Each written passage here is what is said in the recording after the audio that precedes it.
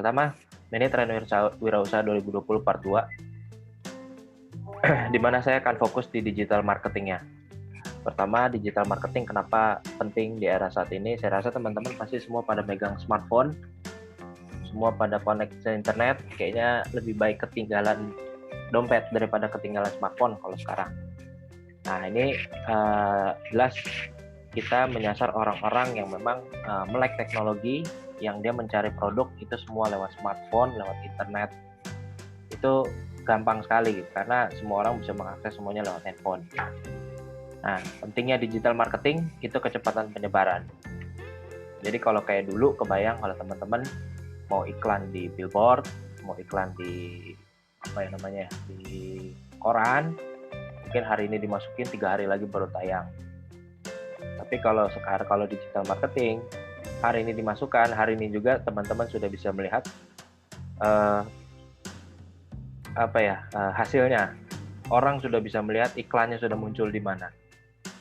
Contoh kayak Tokopedia, sehari ini dimasukkan, hari ini nongol. Instagram, hari ini dimasukkan, hari ini nongol. Lalu kedua, bisa digunakan di semua jenis bisnis. Kemarin kalau nggak salah ada yang nanya, nasi goreng bisa nggak dimasukin Tokopedia? Bisa aja, nggak ada masalah gitu. Jadi semua jenis itu bisa kita digital marketing kan, semuanya, hampir semua lini, mulai dari makanan sampai fashion itu bisa. Jadi teman-teman yang kalau sekarang kita bilang usaha tata boga, jelas bisa sekali untuk di digital marketing kan, bisa dipasarkan melalui digital. Kemarin saran saya malah ada yang punya toko nasi goreng, ada yang punya toko nasi uduk, bikinkan emailnya, bikinkan Instagramnya khusus untuk foto-foto nasi uduk itu.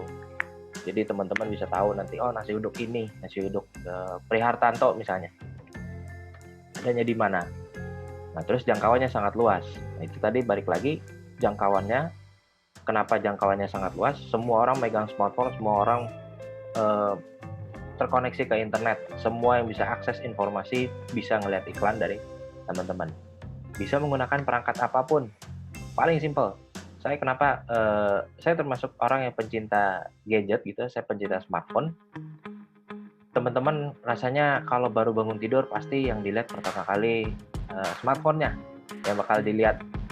Itu kayaknya udah hal lumrah lah sekarang, ada update apa gitu. Bahkan mungkin ada update dari teman-teman atau mungkin iklan yang dicari, itu semua lewat smartphone, perangkat apapun. Kita nggak usah bicara laptop lah, kita nggak usah bicara TV, tapi smartphone aja udah jauh sangat powerful untuk urusan digital marketing. Nah, jenisnya apa aja? Itu ada 3, tapi nanti kita fokus di nomor 3 untuk sekarang. Untuk website, ini kalau nggak salah Mas Bagus ya, bikin website, itu jelas digital marketingnya. Agak sedikit berat karena perlu bikin dulu. Lalu ada email marketing, teman-teman kalau pernah kalau ada email punya banyak dispatch marketing penawaran. Ketiga, sosial media marketing. Ini yang mungkin kita akan coba fokuskan ke depannya. Kenapa sosial media marketing? Karena yang pertama kali itu bisa dibilang gratis dan gampang, paling gampang. Sekarang sosial media udah kayaknya udah mendarah daging di teman-teman lah, semua pasti main sosial media. Oke, next, trennya apa aja yang kita lihat di 2020. Ada video marketing, social media stories, konten interaktif. Kenapa video marketing? Saya rasa teman-teman punya sosial media dulu awalnya Facebook, terus udah gitu ke Instagram, akhirnya muncul Instagram Story, akhirnya muncul sekarang yang paling baru adalah TikTok, dulu ada Snapchat juga. Semua base-nya itu pada akhirnya yang paling banyak diakses adalah yang mengandung konten video. Nah, kita lihat konten videonya. Kenapa? Konsumsi video di smartphone meningkat 100% dari 2020. Artinya sebetulnya dari sebelum-sebelumnya dia juga sudah peningkatan, tapi sangat meningkat drastis di tahun 2020. 85% bisnis menggunakan video sebagai alat pemasaran. Jadi kita udah jarang sekali melihat hanya sekedar gambar tidak bergerak. Lebih banyak orang-orang itu memilih menggunakan video karena lebih interaktif, lebih lucu, lebih ke pesan yang disampaikan ke konsumen, customer itu lebih lebih dapat gitu. Nah, terakhir, konsumen yang memanfaatkan video untuk membuat keputusan pembelian itu 96%. Artinya ya sekarang konsumen sudah lebih cerdas. Nggak cuman kita ngomongin bahwa dikasih foto mereka langsung beli, nggak. Kadang mereka lihat videonya. Video itu misalnya kalau teman-teman jualan tas misalnya, video itu nanti bisa dilihatin dari sisi depan, samping, belakang, kayak gimana sih gambarannya, nggak cuman gambar doang. Itu udah bukan hal yang lumrah lagi untuk hanya sekedar foto doang. Video-video marketing yang ada di pasaran yang memang teman-teman suka, yang memang teman-teman juga melihatnya enak dilihat, nah itu artinya si marketer itu sudah berhasil untuk menggait teman-teman untuk tahu produknya, untuk ngerti produknya. Berikutnya ada social media stories. Kenapa social media stories? Dulu itu kalau teman-teman tahu sosial media Snapchat, dia memperkenalkan fitur short video yang pendek-pendek. Itu sempat populer dan sebelum akhirnya Instagram itu mengambil alih banyak fitur story-nya. Akhirnya banyak sekali yang pakai fitur story. Nah, itu lebih interaktif kepada calon konsumen. Kita lihat contohnya kenapa. Ini hanya satu dari produk besar yang bikin iklan di Instagram Story. Kalau saya rasa ini lebih menggiurkan dan lebih gampang menjangkau teman-teman. Saya yakin ini habis ini pada lapar semua kalau ngeliat kayak begini. Ini suatu fitur yang sangat social media story itu sangat interaktif untuk bisa dilihat sama pada para konsumen sesuai target pasarnya. Nah, terus berikutnya konten interaktif. 96% konsumen menyukai konten interaktif. Contohnya kayak gimana? Nah, konten interaktif ini salah satunya begini. Ini salah satu brand, ada Nike, ada Adidas. Teman-teman bisa milih misalnya.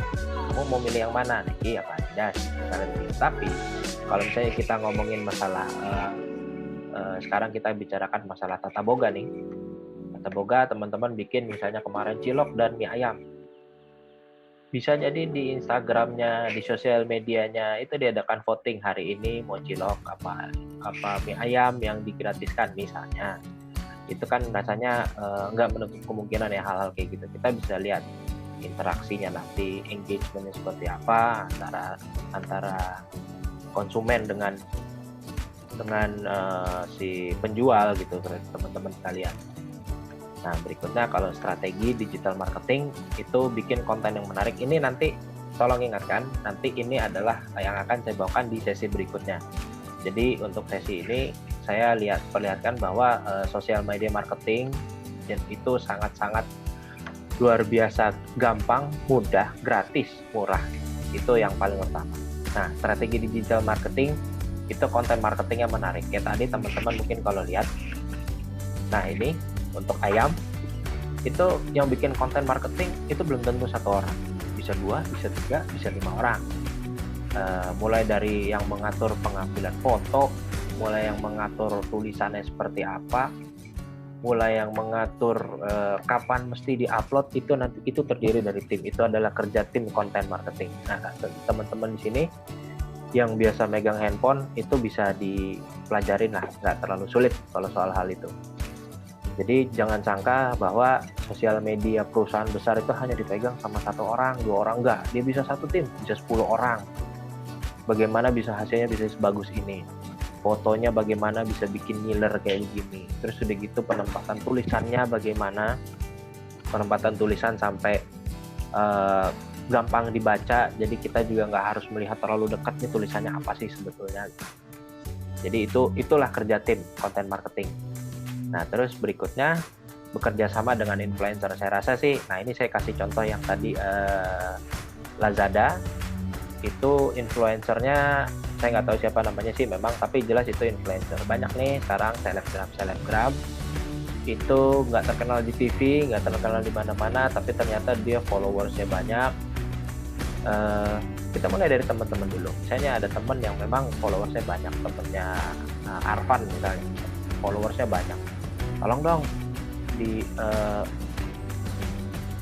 nasi goreng gue, misalnya jualan nasi goreng gue tolong diiklanin dong di Instagram, di story, di feed. Bayarannya apa ya, gantung. Misalnya gue kasih nasi goreng gratis seminggu, sebulan, misalnya begitu. Itu kan hal yang lumrah biasa aja. Justru orang kadang kalau ngeliat, ini ternyata enak, itu nggak mesti iklan, tapi bisa jadi testimoni dari orang-orang. Nah, ketiga, WhatsApp bisnis. Ini saya rasa teman-teman harus tahu juga bahwa WhatsApp itu ada WhatsApp bisnis. Jadi kalau misalnya kita mau berbisnis menggunakan WhatsApp, saya sarankan pakai WhatsApp bisnis. Nanti ini 3 hal ini, nanti tolong ingetin saya, nanti ada di materi berikutnya. Nanti kita detailkan apa aja sih maksudnya seperti itu. Nah, terus bagaimana memulai digital marketingnya? Pertama, siapin alat, tools-nya. Kalau misalnya ada website, bagus. Tapi kalau misalnya nggak ada, kita siapin juga media sosialnya. Mungkin ada blog, dan jelas ada produknya. Dan sampai dengan foto-fotonya bagaimana. Jadi, saya rasa banyak yang di Google sudah bisa dicari cara melihat, cara memfoto produk yang baik. Kalau makanan itu bagaimana sih fotonya supaya bisa bikin orang tergugah seleranya itu.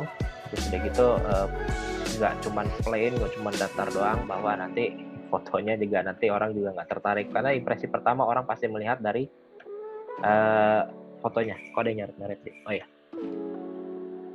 karena orang pertama impresinya adalah dari fotonya gitu. Terus kedua, persiapkan konten yang menarik. Nah, ini yang tadi saya bilang bahwa konten sosial media itu tidak bisa kita bikin asal-asalan. Jadi sosial media ini teman-teman patut dicamkan sekarang bahwa bukan hanya soal bermain sosial media gitu. Kita bisa cari uang, kita bisa memasarkan produk yang kita jual gitu. Ya kalau kita bicara sekarang kayak Tata Boga, saya kepikirannya nasi goreng lah. Nasi goreng itu bisa kita jual di Instagram, pesennya di mana, bisa kita jual lewat Gojek dan lain-lain. Jadi sosial media itu sangat-sangat powerful di era sekarang gitu. Jadi bukan berarti teman-teman ketika scroll sosial media itu bisa juga mencari bagaimana menjual, bagaimana memasarkan produk, itu bisa sekali. Terakhir, upload dan evaluasi. Ini yang terakhir harus kita sering-sering upload, kita evaluasi, upload, evaluasi.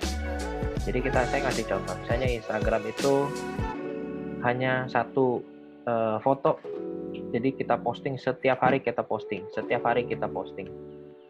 jangan putus.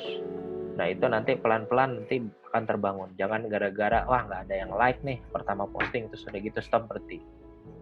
Nggak kayak gitu. Terus evaluasi, apa sih yang bikin konsumen tertarik, apa sih yang bikin orang-orang tertarik sama nasi goreng. Apakah hanya mulai dari foto, apakah tadi balik lagi apakah perlu influencer, itu nanti bisa disesuaikan sama teman-teman. Sini saya sudah selesai. Aku mau tanya dong Pak Dika, itu kalau misalnya saya buka Instagram terus suka ada iklan-iklan gitu loh Pak. Nah itu kayak gimana sih? Terus kita perlu nggak bikin iklan seperti itu? Gitu. Ya, itu namanya Instagram Ads. Jadi ada Facebook Ads, ada Instagram Ads, ada TikTok Ads kalau nggak salah. Semua nanti diajarin. Instagram Ads itu dibilang perlu, jelas perlu. Jadi kita misalnya gini, teman-teman browsing di Instagram, misalnya sosial media, senangnya ngeliatin nasi goreng. Udah, saya satu kata aja deh, nasi goreng. Ngeliatin nasi goreng misalnya. Nanti di Instagram Ads-nya, di Instagramnya kalian, di feeds-nya itu bakal ada muncul penjual nasi goreng. Penjual nasi goreng A, nasi goreng B, nasi goreng C. Artinya Instagram melihat bahwa kita ini harus diiklankan kemana sih ketika kita bayar Instagram. Saya bayar Instagram nih, untuk Instagram Ads untuk diiklankan.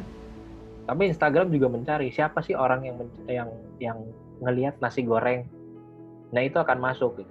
Yakin deh, ketika ngelihat Instagram Ads, kita ngelihat ada iklan. Misalnya saya lihat saya lagi nyari casing handphone misalnya di Instagram. Terus begitu ternyata ada iklan nongol 1, pasti saya klik.